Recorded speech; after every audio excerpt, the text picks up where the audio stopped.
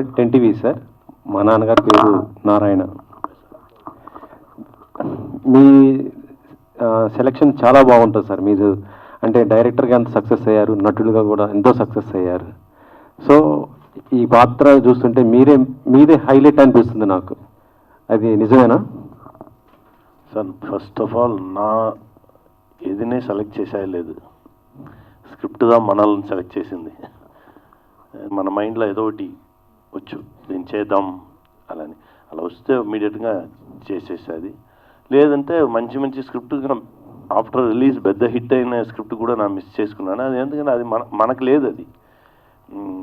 But ఇది కూడా అలానే, జస్ట్ విమానం షూటింగ్లో క్యారవన్ నుండి దిగి ఆ స్పాట్కి వెళ్ళి ఆ గ్యాప్, ఆ వాకింగ్ అక్కడ నుంచి ఆ వాక్ చేసి 100 మీటర్స్ వాక్ చేసిన గ్యాప్లో వీడు చెప్పాడు, ఇలా స్టోరీ ఆ నాన్న క్యారెక్టర్దా వెతుకుతున్నాము అని. వెతకండి రా అనంత లేదు. నా చెప్పాను సేమ్ ఇష్యూస్, ఇలా జరిగిన ఇష్యూస్ మన తమిళనాడులో కూడా కొంచెం కేసెస్ ఉంది.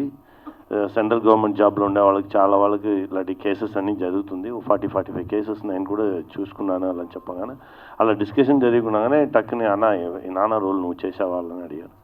చేసేద్దాం మన, నిజంగా చెప్పావా, చేద్దాం. అలా అలా అయినదా, మనం ప్లాన్ చేసి ఏం చేయలేదు, మనం ఏం సెలెక్ట్ చేయలేదు, అది మనల్ని సెలెక్ట్ చేస్తుంది అంతే.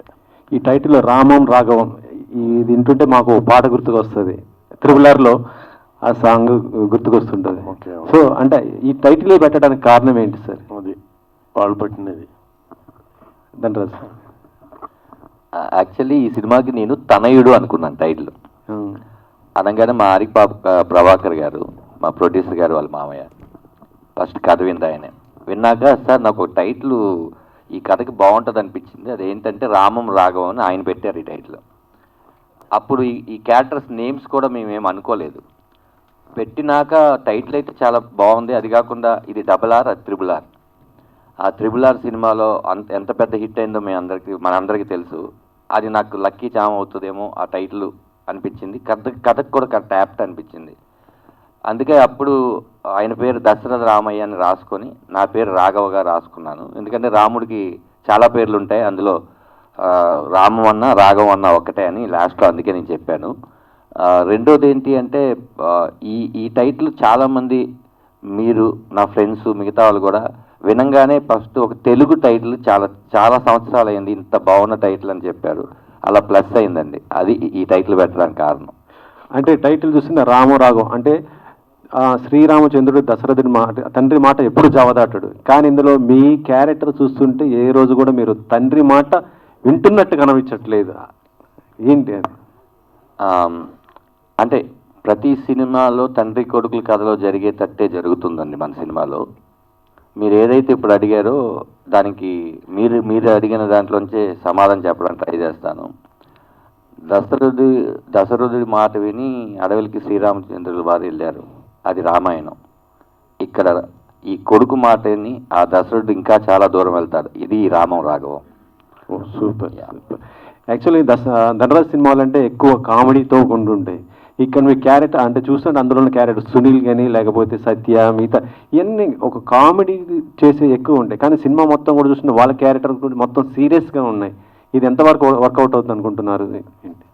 అది సినిమా చూసి జనాలు చెప్పాలండి. బట్ నేనే వర్కౌట్ అవుద్దని డిసైడ్ చేయలేను. నేను మంచి సినిమా కాదని మంచి క్యారెక్టరైజేషన్స్ పెట్టుకొని చేయగలను.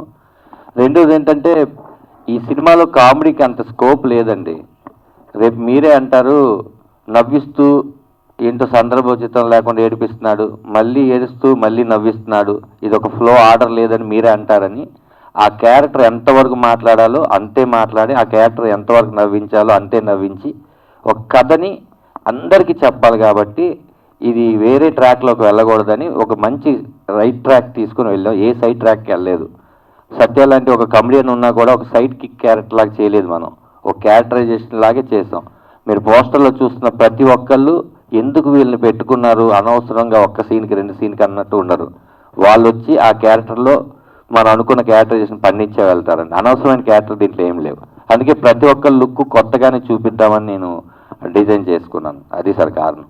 అది రేపు మీరు అడిగిన క్వశ్చన్ ఎండింగ్ ఆన్సర్ అంటే రేపు మీరు సినిమా చూసిన తర్వాత ఎందుకు ఈ కథను ఎంచుకున్నావు, ఎందుకు ఈ సీరియస్నెస్ని ఎంచుకున్నావు అనేది మీ అప్రిషియేషన్స్ వస్తాయని అనుకుంటున్నాను. యా. సముద్రకరి గారు, సో మీరు ఒక డైరెక్టర్, సో